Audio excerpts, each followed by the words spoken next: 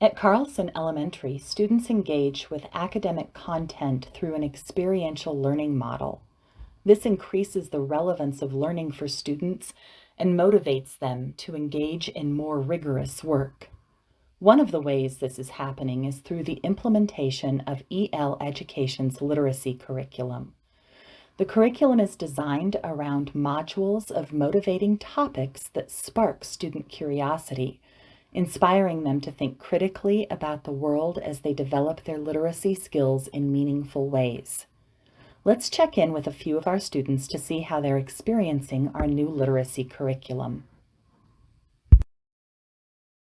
So we're learning why poets were inspired to create poetry, and we're trying to understand how they wanted to make it, and all the descriptions and words and what they were doing, how were they inspired.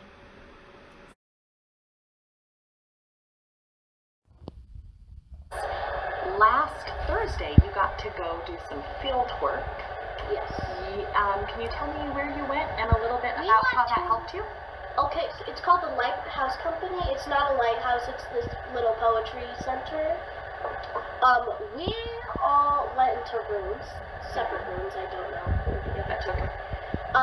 And me and I want to say about other 10 kids were learning about poetry, and there a lady named Ashley, Ash, we called her for short, was teaching us, and she said, you want to use descriptive words, you want to use, what did you see, what did you feel, what did you taste, what did you smell.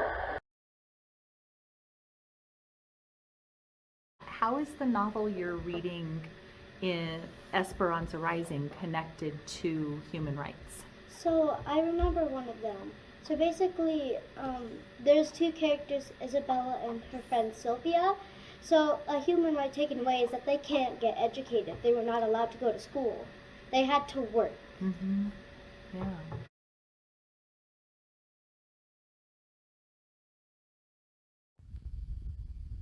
So basically, I think a connection is how sometimes it can just be really unfair. Because when we went to Aurora, we got to learn a little more about what custody house was for.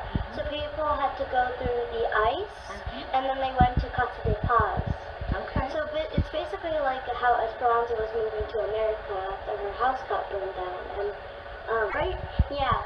So a feeling that I can connect is nervousness, because Esperanza was nervous to move to America, and people who just came out of the ice would be really nervous to get back out.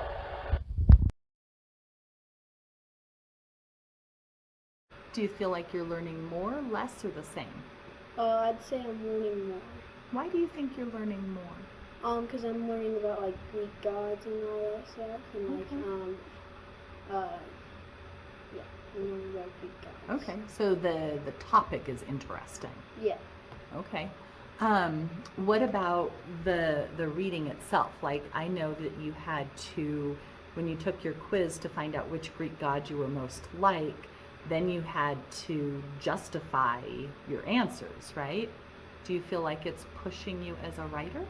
Yeah, I think it's pushing me as a writer, because I have to explain why I got that Greek god parent. Okay. And that can help you with essay, with paragraphs and summaries and stuff.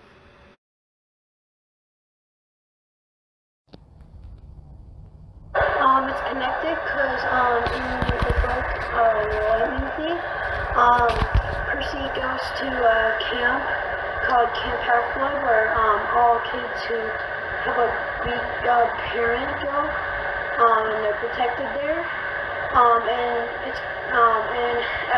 there's a bunch of different cabins, like Zeus, Poseidon, Athena. And at the Camp Half-Blood that we went to, they had all those cabins. We did all stuff that they did there, archery and this stuff.